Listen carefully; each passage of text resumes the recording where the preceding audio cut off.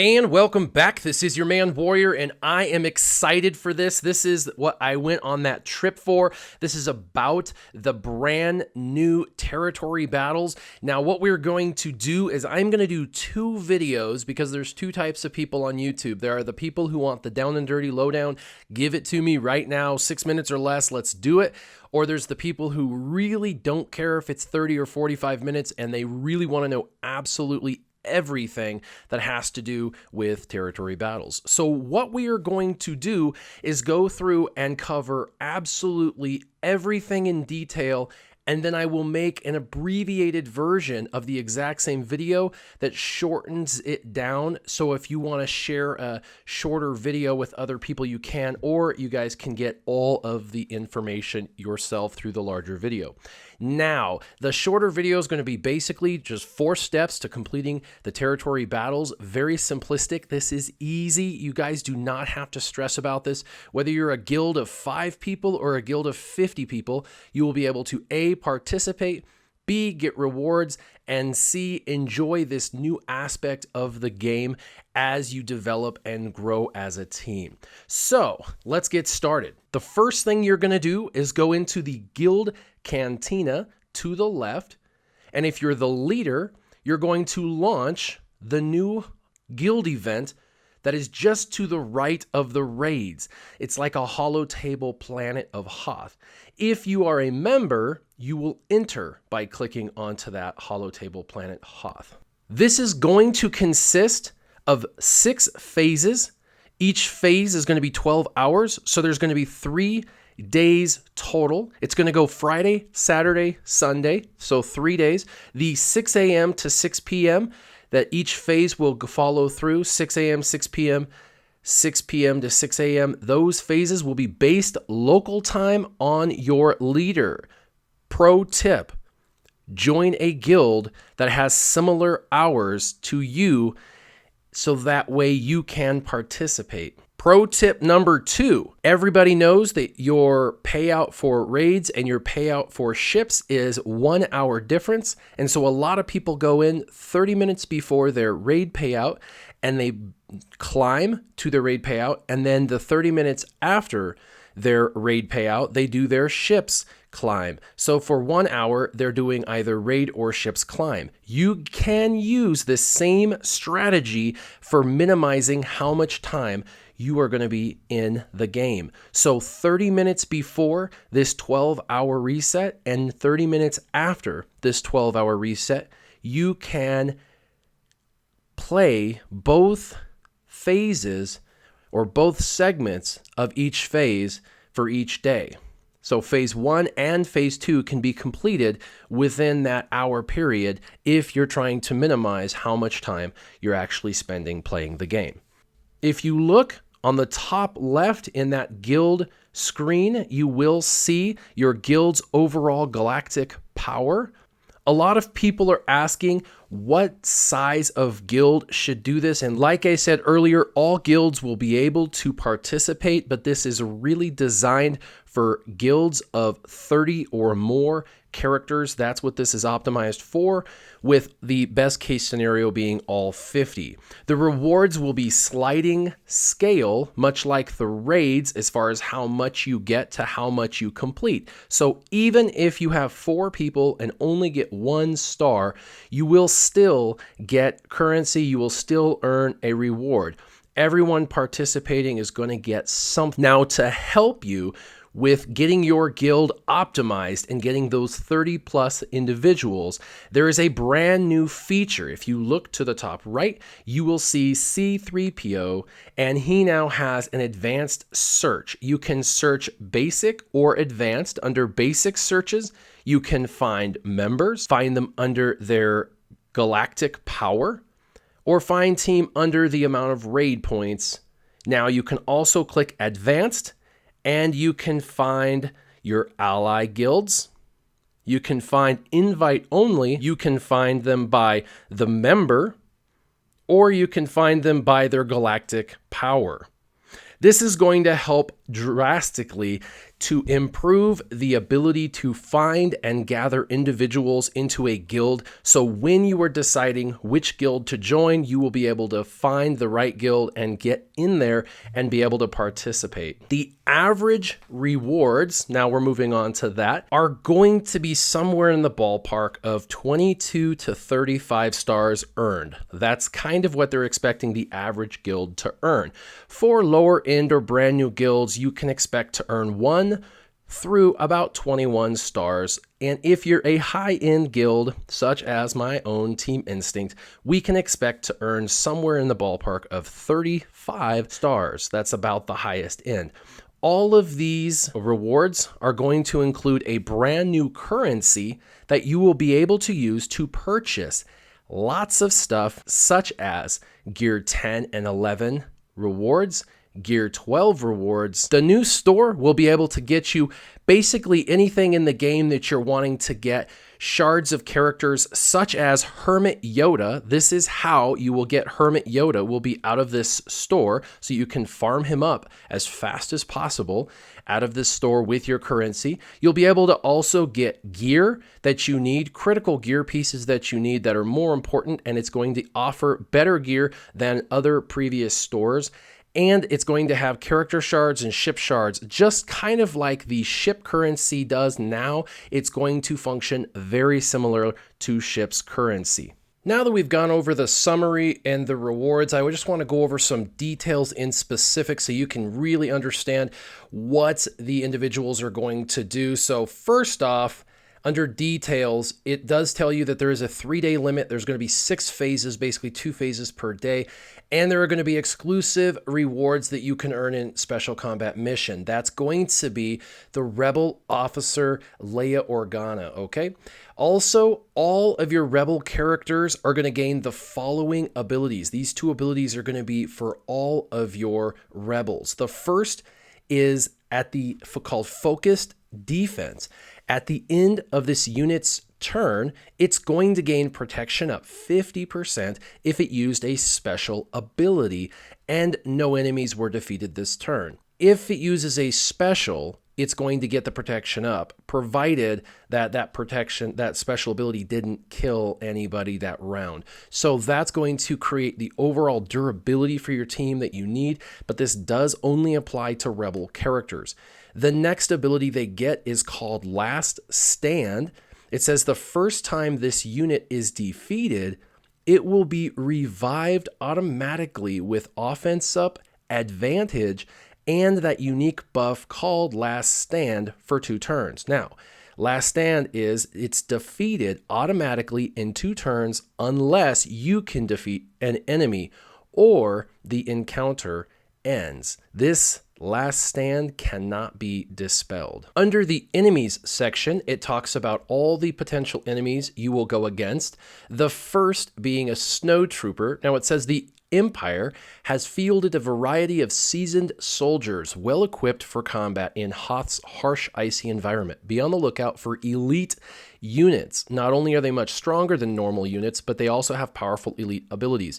So the way this is going to look is you may see 3 snow troopers across the way, but one of them or more may have an elite tag above their head. That character will be the character you will want to target first for a pro tip. You'll want to get them out because there will be special elite abilities which will make those unique characters who are selected to be overpowered and hard to kill. So the Snow Trooper will have Assault Shock Troops, where it deals physical damage to a target enemy with a 50% chance to inflict ability block for 1 turn. Overwhelming Assault, where it will deal an AoE or attack on everyone, essentially.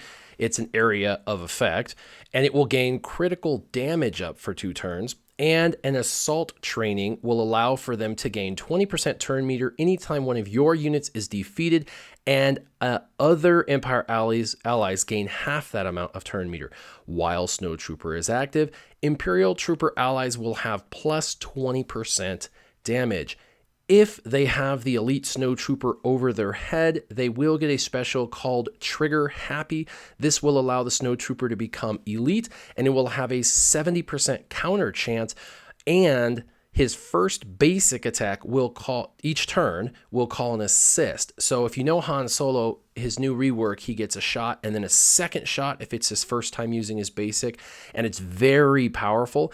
The Snowtrooper with this trigger happy will do basically the same thing, except for instead of him attacking a second time, he will call an assist. This assist will deal 50% less damage, just like Han Solo's second shot deals 50% less damage. The next thing you may run into is a Snowtrooper Ops. His basic ability is called Knockout. It will deal physical damage to a target enemy with a 30% chance to stun them for 1 turn. This chance will be doubled while he's stealthed. If the target is debuffed, you will also remove 30% turn meter. Rough. The next, a special, is called Whiteout. It will gain stealth and recover 40% health. This ability's cooldown will be reset anytime an ally unit's defeated. So every single time you kill one of their opponents, this Whiteout's going to take effect. He's going to go into stealth, recover health, so makes them much more durable. Blowout is another special. It will deal physical damage to all enemies, another area of effect, and dispel all buffs on them. So he's going to AoE dispel your entire team, and he has a 50% chance to also inflict tenacity down for 2 turns. If Snowtrooper Ops gets the elite buff, he will be able to have Blackout, which is while he's stealthed.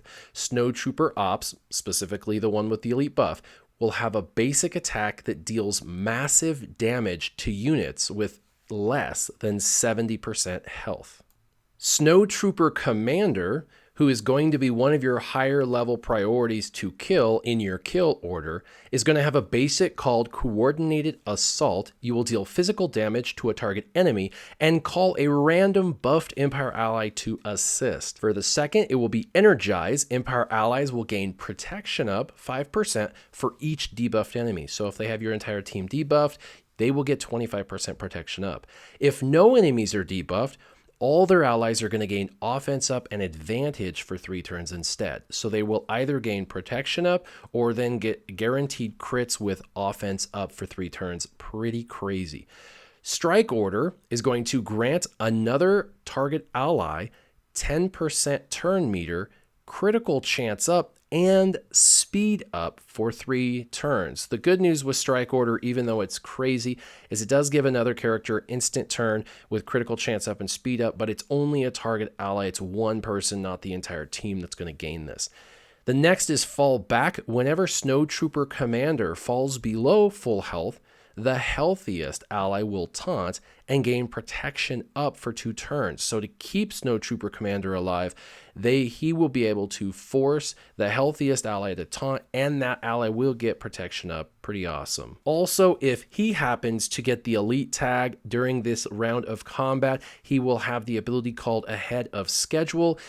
If he's an elite Snowtrooper Commander, he will have a 70% chance to gain 100% turn meter after using a special ability. What that means is he'll use a special and then get to go immediately thereafter, having a 70% chance of being able to use 2 turns back to back. The next was a very unique character I thought was difficult because you never knew when he was going to self-destruct. He does a lot of damage and can do some really terrible debuffs on your team, so you really need to prioritize killing the Imperial Scout droid very quickly. So Precision Blasters deals physical damage to a target enemy with a 60% chance to expose you for 2 turns. Wow, they're exposing you.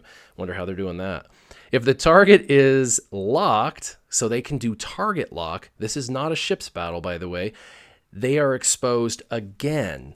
Okay, now there's Detect. Detect says dispel a stealth and inflict target lock on all enemies for 3 turns. This is a direct counter to the R2D2 or Tebow idea of stealthing your entire team, and then he will inflict target lock on all enemies for 3 turns and reduce their turn meters by 15%, so he's slowing you down. Enemies that become target locked lose another 15% turn meter. That's a cooldown of 4, so every 4 turns can do detect, and that's up to 30% turn meter loss. Self-destruct is pretty cool looking, doesn't do in and of itself a ton of damage, but the Imperial Scout droid sacrifices itself to deal heavy physical damage to a target enemy and additional physical damage to all other enemies. So it attacks one and then hits the other. Whoever it targets will do more damage. Obviously, the area of effect won't be quite as drastic. This attack, though, cannot be evaded. The ability is disabled while the Imperial Scout Droid has full health. So if it has full health, it's not going to utilize this, but the moment you get into its health, which you do almost immediately, it will start that 5-turn cooldown. So that's why it's hard to know when he's going to use it, because if you don't hit him, it could take 7 rounds or 7 attacks before he's able to self-destruct. So you've got to really pay attention to when you start hitting him and then take him out quickly once you decide to start chomping at his abilities. So Imperial Logistics. At the end of the Imperial Scout Droid's turn, all other allies are going to get 15% turn meter, so he's speeding his team up. In addition, while Imperial Scout Droid is active, target locked enemies, because everyone wants to know, what does target lock do? Target locked enemies cannot gain stealth, and they take bonus damage equal to 5% of their max health.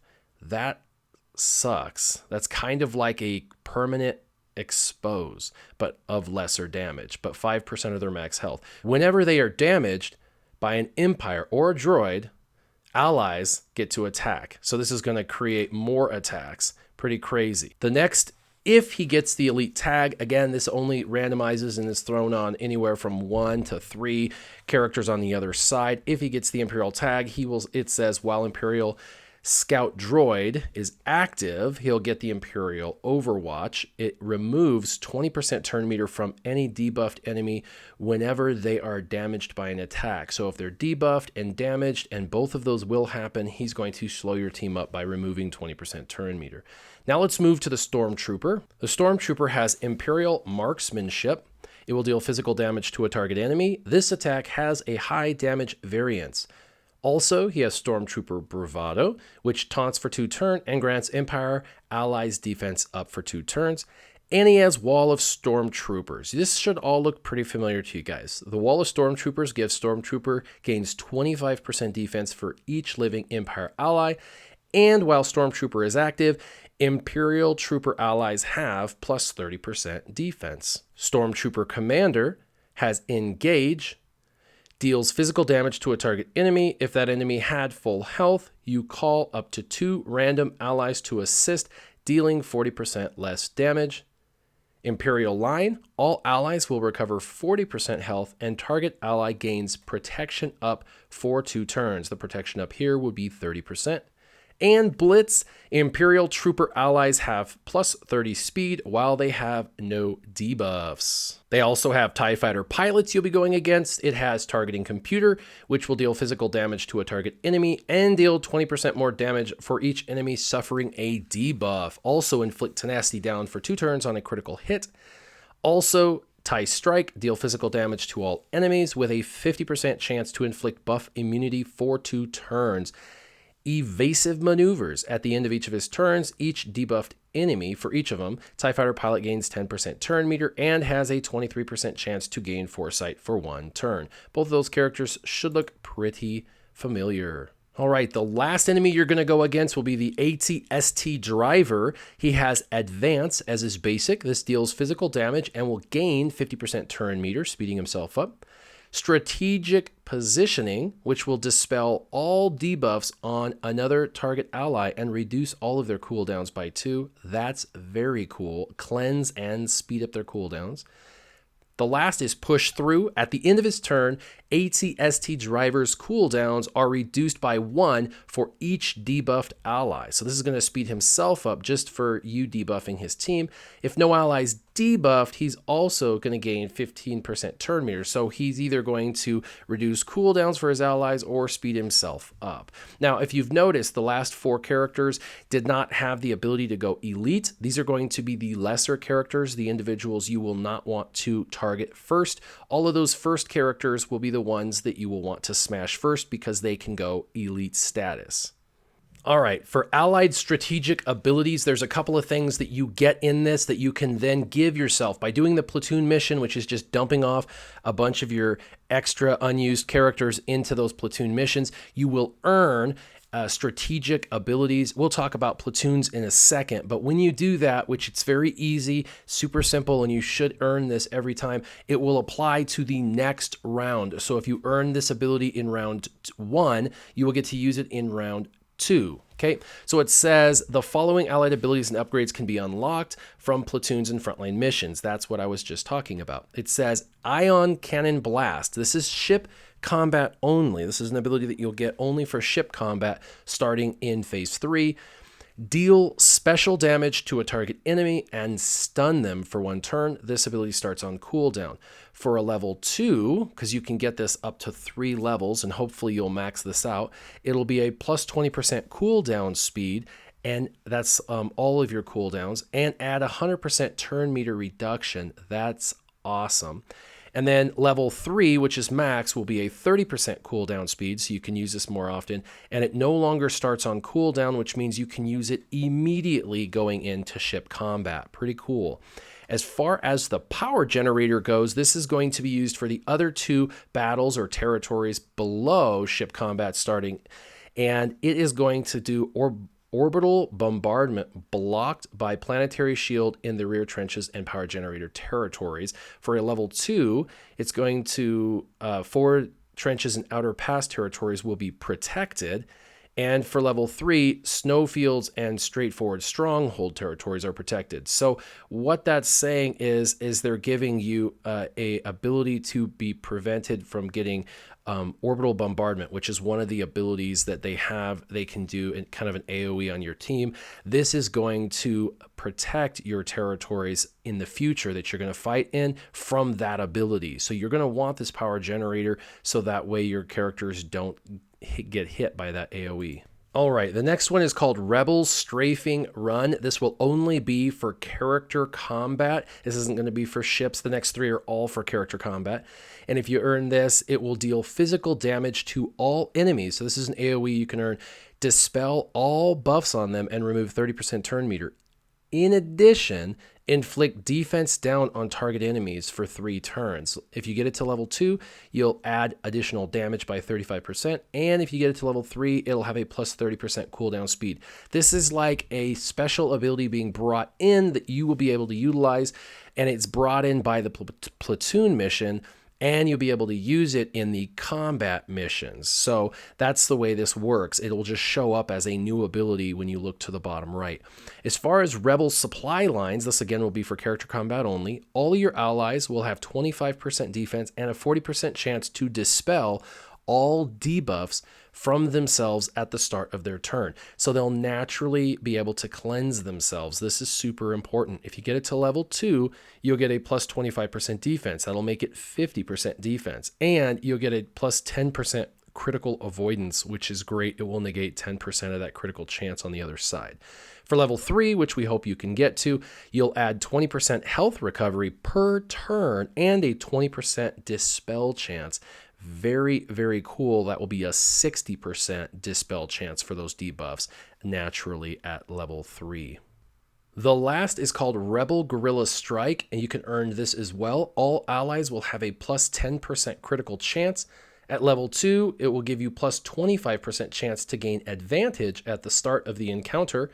And by the way, the battles are going to be, 3 or 6, 3 for special missions, 6 for the combat missions, and everything carries over because it's considered one encounter, which is very cool. For level 3, you can add a 35% chance to daze a target with the first attack each encounter. This is very cool. This Rebel Guerrilla Strike, I saw my characters dazing opponents, and it was very exciting. I didn't understand exactly why I was getting dazed because the character did not have that, but it was an ability that was unlocked in the previous. So you want to make sure you know what you're getting from these abilities so you know why your characters have some of the perks that they have. Now, we talked a little bit about some of the abilities that we're going to unlock and get. The enemy has some strategic abilities they're following into this as well. So these following abilities are available to the enemy units, but can be weakened or disabled by doing those platoon missions like I mentioned. So one of our platoon missions actually prevents this orbital bombardment. So you're going to want to do that because when they have this ability, they can use it. It will deal physical damage to all of you. So it's an AoE with a 75% chance to inflict ability block for one turn on your whole team. This ability starts on cooldown. In addition, this ability is disabled in territories that will be protected by the planetary shield. So there are 4 different territories that you can protect using this orbital bombardment. This is super important. The next is going to be AT-AT Assault. It's going to be a character combat only, so they can use this AT-AT Assault ability. It will deal physical damage to a target enemy. This attack deals 50% more damage to enemies with full health. This ability is weakened as platoons attack the AT-AT and is disabled when the AT-AT is defeated. For level 2, you're going to get a cooldown speed of -50. For a level 1, you're going to get -35% damage on that AT-AT. And if you disable it, which is the maxed ability, so you're going to want to max this one out, the ability for AT-AT Assault is completely disabled. Now let's jump back into rewards really quick. I just want to go over the rewards so everybody understands. You will earn a new currency that will be utilized in the game. These new currencies are going to allow for you to purchase virtually anything you need, and they are great rewards. Something that you want to know is what reward tier your team needs to unlock to get different prize boxes, because different prize boxes will have different territory battle prizes. So very cool, because you can unlock Gear 12 out of these prize boxes. So at level 1, meaning you get 1 star, that's every team out there should be able to earn the first star. They are going to get currency. At 15 stars, you will unlock a prize box. At 31 stars, you will unlock a better Territory Battles prize box. At level 41, you will unlock an even better box. That prize box will have Gear 12 potential inside of it. Very cool. And at the very best, you can earn a maximum of 45 stars. The 45-star one will also give you a prize box that will have a potential of more Gear 12 items. So very, very cool. On the top left of your overall guild Cantina, you're going to see the map that shows your rank. You will be able to also click on that rank, the top left where it says 1, 2, 10, whatever. Click on that and it will take you into where you stand in this current territory battle. It's going to show you the total amount of territory points you've contributed, your total mission, combat mission waves that you've completed. That's every combat mission, because you get points for every single one. So if a combat mission is 6 rounds and you only do 3, you still get credit for those first 3. Also, platoon mission units that you've assigned. So when you go in and you dump your leftover characters into platoons to try to unlock the platoon missions to give you the special abilities in the future combat missions, that will give you points as well. So you can do this. This is simply for tracking, for the leaders to know who's helping, who's not. Also, it's just friendly in-guild competition as well.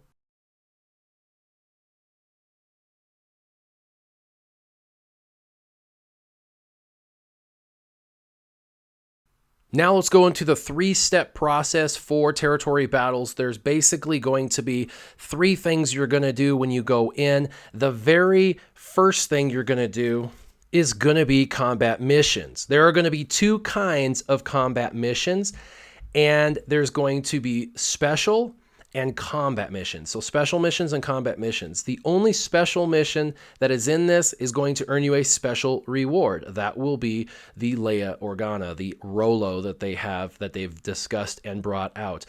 that will be the first combat mission you will want to do if it's on the territory that you are on. So if you're on that territory, you'll want to do your special mission first, then your combat mission next. And the reason for that is you want to make sure that you complete the special mission. What that special mission does reward-wise is it will give you, if you complete it, now it's 3 rounds for special missions, and for combat missions, they're up to 6 rounds, but you have to complete every round to get the reward in special missions. Whereas in combat missions, you get territory points for every round you complete.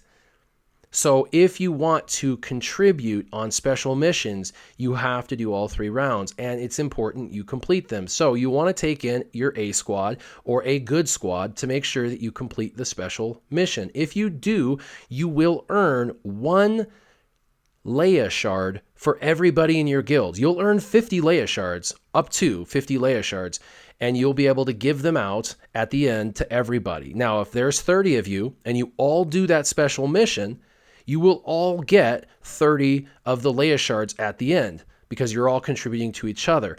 That is how you're going to unlock Leia. We talked about Yoda being unlocked through the store, and everybody will be able to unlock him eventually through the currency they're earning.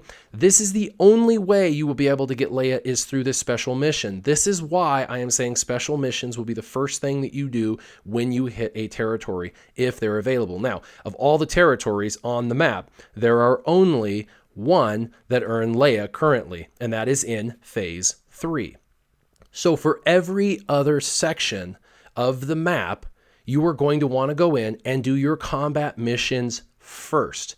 There is a star requirement for these combat missions, and for phases 1 through 6, the way it works is the star rate is basically just bumped up 1. So in phase 1, all your characters have to be 2-star or above. For phase 2, they have to be 3-star or above. For phase 3, 4-star, so on and so forth until you get to phase 6, you will have to have all 7-star characters. So that is how that works for the combat missions.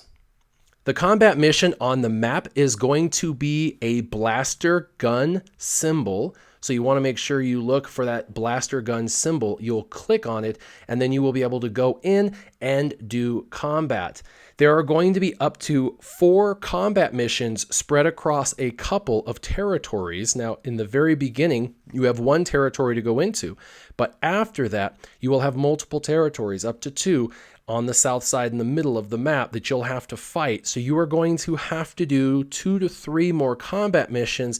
So you have to have 2 or 3 really good teams. So keep that in mind when building your teams, that you don't throw absolutely the very best in one, because you do want to build 3 teams that can do their very, very best. If you can only do 1 combat mission because of your strength of characters, that is what it is. Don't worry about that. Just do what you can, but keep in mind there's going to be 3 or 4 combat missions per phase potentially, and you're going to want to be able to divide up your great characters. Now, I'm going to give you a pro tip on these combat missions.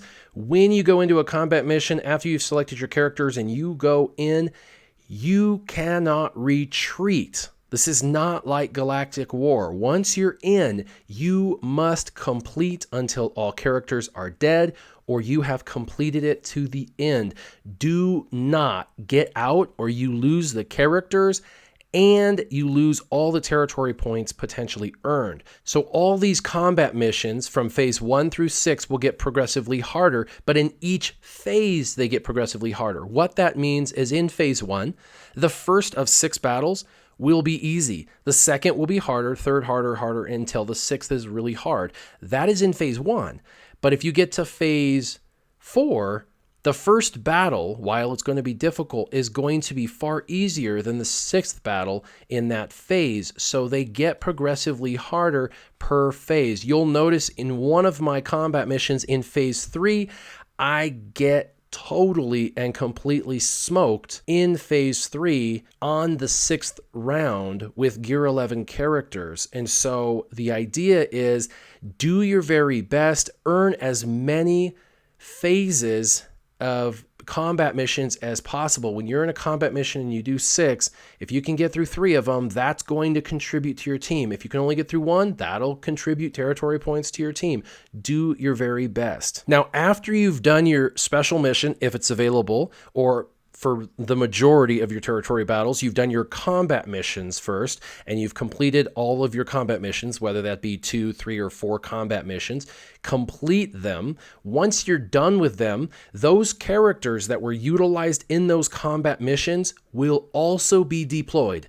So it will auto-deploy those characters to those territories during that combat phase. So you do not have to worry about deploying them first. I will get into deployment last, but you want to do deployment absolutely last. And the problem with this game is the tutorial tells you to do deployment first, but then says, warning, you got to make sure you deploy the right characters to the right area. The way to prevent this, pro tip, is to make sure that you do your combat missions first, so you get to use the actual characters you needed for those missions, and it will auto deploy those characters to that territory. The second thing you're going to do is platoon missions, okay? Platoon missions are going to unlock powerful abilities that we went over in the in-depth video. The powerful abilities you're going to need, they're critical if you want to complete these future levels. It's going to help you for the next round. So when a platoon mission in phase 1 is completed, whether you do 1 or 6 of them, those 1 through 6 platoon missions will increase the strength of the ability for phase 2. And the same is true with phase 2. The platoon missions you do will increase the value of the abilities in phase 3. So make sure that you do these platoon missions. All right, so with these platoon missions, when you go in, you will see there are 6 platoons, platoon 1 through 6, 3 on the left, 3 on the right. This is literally, there's no combat associated, there's no nothing. This is just a dumping your leftovers type of thing. After you've done your combat missions with your key critical characters that you need for those combat missions, you then will go into platoon missions. Now, you're basically just going to be dumping your leftover characters, and the more you dump, the more you fill these platoons up, the more the platoons get filled up, the higher that you'll be able to increase this ability. So with all of your characters, or all of the guys in your squad, you can all go in here after you do your battles and dump what characters you have into this platoon mission. With a lot of people, these fill up very fast, and it's really difficult with medium to high-end guilds to even participate in platoon missions, because your first characters that go in are going to go ahead and go into the platoon missions and dump a bunch of characters, and by the time you get in there, there may only be 1 or 2 characters left.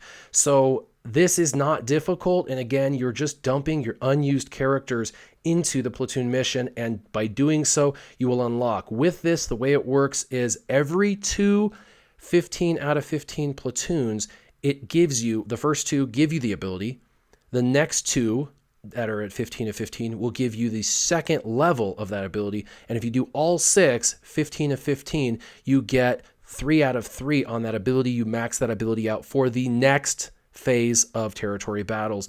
Remember, there is a few things you do want. This is a pro tip. You do want to check first platoon missions every time. And this is why you may need a specific character dumped in your platoon mission and just discard it into platoon missions that you may use in the combat mission. And so if it's requesting in 6 of the platoon missions, it's requesting 4 different Baze Malbuses, some of the guys on the team may have to go into this first. They check, they see that Baze Malbus is highly needed, even though these are randomized. And then they will need to communicate that to the team. Hey, can 4 of you go in and dump your Baze Malbus and not use your Baze in your combat missions? Then after you've checked with platoon missions and know kind of what's needed, most of them are junk, but a few key characters will be needed in the combat missions that will also be needed to be dropped in platoons. And keep in mind, if you drop a character such as Baze Malbus into the platoon mission, you now can no longer use him in a combat mission. So this is a balancing act. With big guilds, they're not going to have a problem. By the time they get in, most of the stuff's going to be donated. But it will be a bigger problem for smaller end guilds because they need this bonus, and they're going to have to be strategic as to how they place their characters in platoon missions, because you're basically just throwing away for this phase characters that will no longer be able to be used in combat missions. These characters that are asked or requested are very specific, and they are randomized, which means that you could have 6 platoons and all 6 asking for a Baze Malbus, or you may see no Baze Malbus at all being requested. But remember, for those more difficult characters to acquire, there's going to be some strategy as to who will be able to dump those characters into those platoon missions. So basically, platoon missions in a very concise manner is that you're basically dumping your unneeded leftover characters that you didn't use in combat missions to basically unlock a new ability that you'll be able to use. It will require team-wide participation. Now, platoon missions will actually give you 2 things that you benefit from. One, when you complete a platoon, or 15 characters have been dumped into a single platoon section, you will get territory points for that platoon. In addition, you'll get an ability for the next round. Each ability has up to 3 levels of power. That'll be based on how many of those platoons you completed. 2 for level 1, 4 for level 2, and 6, all of them filled out for a level 3.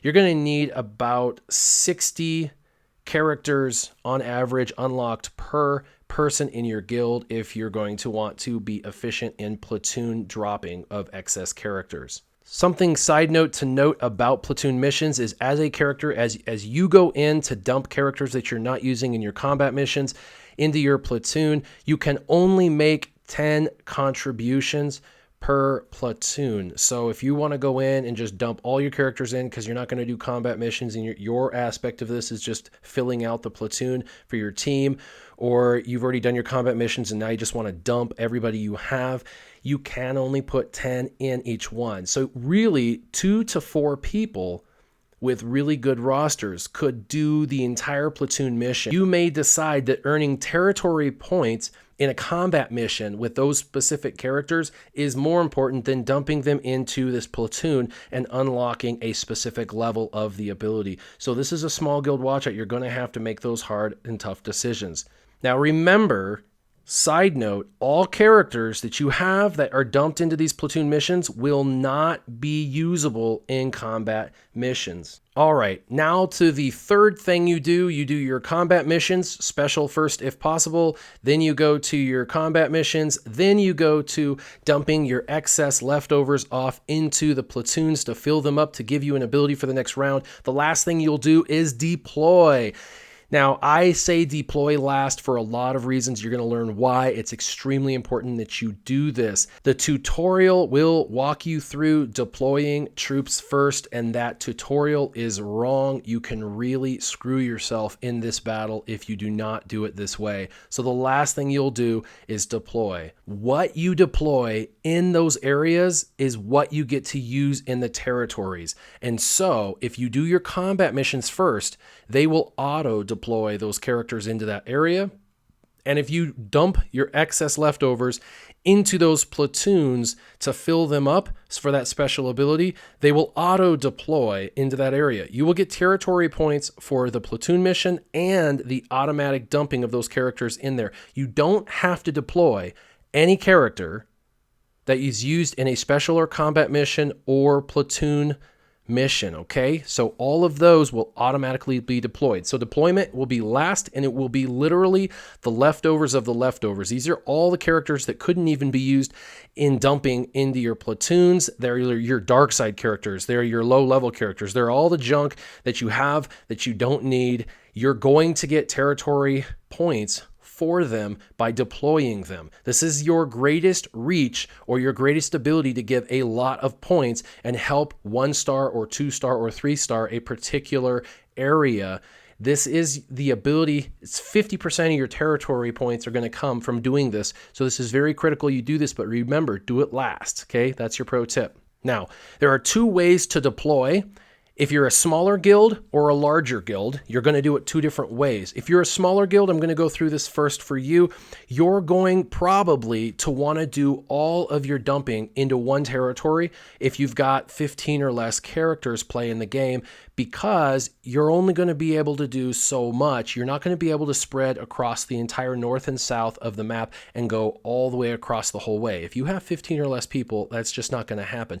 You will need to focus on one segment of the map and then have everybody focus on that segment. Now, you can, even if you're in phase 3, go back and complete a phase 2 battle that it has not been completed.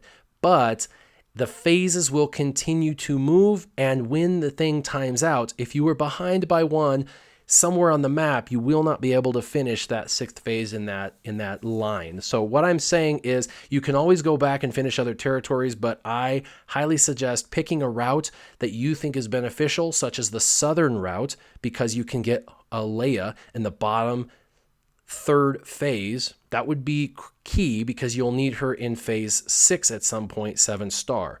Okay, so that leaves me to larger guilds. So for larger guilds, you're going to do your special and combat missions using your troops. They'll auto deploy. You'll then go into the platoon and you'll dump in what you can dump in of unused characters to fill those up and get those special perks for the next round. And then you're going to go, and there's only ever 2 territories that you can dump characters into. The 3rd territory potential starts in phase 3. It's north, and all of those north are going to be ships. And you're going to have that one area for ships. And so the most you'll ever have to dump characters into is 2. Now, a lot of people don't know, how do I deploy my characters? You know, do I manually select them? Do I just auto select? How do I do it? The tutorial showed me to just auto select them all. Well, what happens is you'll dump all of them into one territory, and then you've got another territory that was neglected, and you don't get a high enough star rate. So for larger guilds, 30 or more people are in your guild, and you want to know how to give a good tip on how to deploy their troops once they've done special and combat missions, once they've done their platoon fill-ins with all their excess leftovers. They're going to go ahead and go to one of the 2, if there are 2. Otherwise, if there's only 1, you just dump them all into the 1. But if there's 2 territories, dump light side into one territory and dump dark side into the other territory. It is a very easy, quick way to dump 50% of your troops in one side and 50% of your troops in the other side. If everybody does that, your guild will grow both of those territories up into the 2 or the 3-star level, maximizing the amount of stars you will be able to get for deployment. So remember, the territory power that you earn is going to be both for using your troops and deploying your troops. Using your troops earns about half, deploying your troops earns about the other half. So even if people have smaller rosters, simply deploying their troops will help the team and will contribute. Troops that are used in combat battle will of course earn both the territory power for the deployment and the territory power for the battle. And then troops that are put in platoon missions will earn the territory points for the platoon mission and the territory points for the deployment because it's auto-deployed. And then anyone who's not used, your leftovers that you deploy, will get the deployment territory power. Territories with no stars, meaning that you didn't complete it, you can go back and replay anytime during this 3-day event. You will want to be able to complete them all, and success or fail is going to be as a team. The map symbol for deployment is going to be a down arrow, multiple down arrows, if it is for characters, and if it is for ships, it is going to be 3 arrows down swooshing to the right. That is how you deploy your ships. The map symbol looks very similar but different. Essentially, the 3 arrows down is for deployment. You do this last. If it's a ship's battle, you're going to have it go down. It'll go down and to the right. It's little swoosh arrows. That's how you'll deploy your ships. This map is very fluid. What I mean by that is the more blue that you see, that is the more progression that you've made in this territory. If there's more red, that's less progression. So the more you guys progress through a particular territory, the more the colors of little triangles are going to convert so you can visually see how far you're coming along. Remember, anybody you deploy cannot be used in those combat missions if they're deployed in the wrong territory. This is why I say to do deployment last and do your battles first. You do not want to incidentally or accidentally deploy all of your light side to one territory, all of your dark side to another territory, and then realize the territory that you did your dark side, you have no characters to play with. So do your combat missions first. All right, now a lot of people want to know phase requirements. They know there's a lot of characters or teams needed for this. So the last section of this tutorial is going to be what do you need and in what phase specifically. So first off, let's go back with ships. They start in phase 3. They are the North territories, and that is the only place you will use your ships. So that you just need to know. The first combat mission that will require a Hoth Rebel soldier will require a 3-star Hoth Rebel soldier in phase 2. There will be 1 combat mission out of 3. So if you do not have a Hoth Rebel soldier, there will be 2 of those 3 missions you will be able to complete.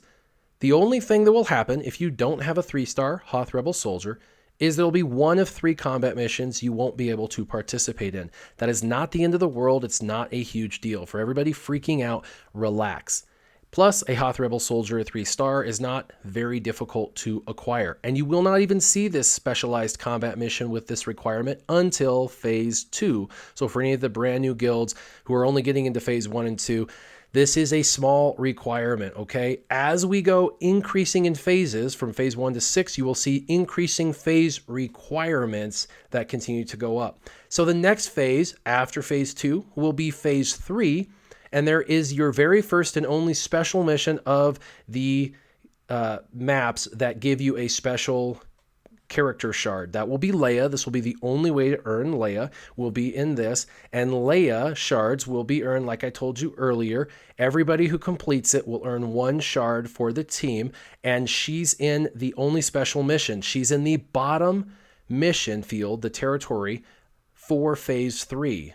It will take, to get Leia maxed out, approximately 7 weeks. If you have a team that's totally overpowered and all 50 people are maxing it out, it's still going to take about 7 weeks to max out. So no one's going to have a 7-star Rolo starting right away. It's going to take a little bit to get her leveled up and geared up and get all the shards to 7-star, max her out. Also in ships in phase 3, for combat, you will need 3-star ships, and to dump them into the platoon, you will need 4-star ships. This is slightly different from the regular characters who are in there.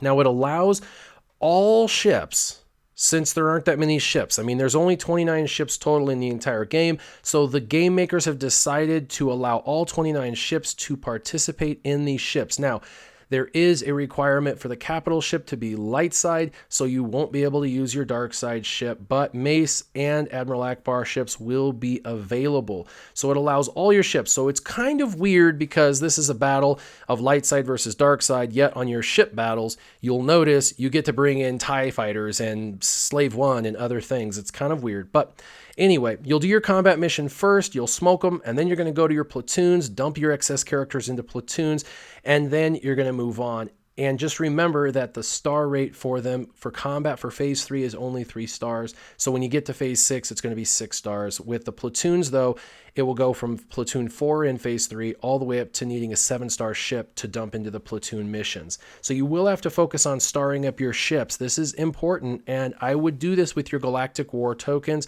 once you have your needed characters out of Galactic War. Also in phase 3, there is a combat mission that now requires Hoth Rebel Scout. So in phase 2, there was Hoth Rebel Soldier needing to be at 3 stars. In phase 3, you need Hoth Rebel Scout at 4 stars. I will tell you, most teams, 85% of the teams in existence, will only be able to complete up to and around phase 3 or phase 4. initially when this launches. That's the way it's designed. This is supposed to be something that everybody gets to work towards and that it doesn't lose its luster after just a couple of days. They want to make sure this has replayability and that they can also add additional maps down the road. So if you can't get past phase 3, don't sweat it. That's the design. But in that combat mission in phase 3, there is one combat mission you'll either be able to participate in or not. You need a Hoth Rebel Scout at 4 stars. Remember, this will get progressively harder, and this is designed for in-the-game players. These are people who love the game and want to play it for the next 2 years. Okay, I do get pretty smoked in a phase 3 battle in the 6th round, and this is why bonuses are so critical to earn from the platoons that you can earn earlier on. So in phase 2, the mission that you do, the platoon mission, will earn you special abilities for phase 3. Also remember, you can earn the territory points for all the rounds. So even though I got smoked, I still earned territory points for 5 of those 6 rounds, even though I lost. Now, moving to phase 4, there are 4 combats that you can do. And remember, all phases are only going to have a maximum of 4 combat per section. Your ships are going to have to be 4-star for the combat and 5-star for the platoon. And then there's one combat mission in phase 4 where you will need a 5-star Hoth Rebel Soldier. So you can see we're starting to get higher up in these requirements. A 5-star Hoth Rebel Soldier is difficult. He is one of the hardest farms in the game, but that's only one of the combat missions. You'll be able to participate in all the other combat missions because they're completely open.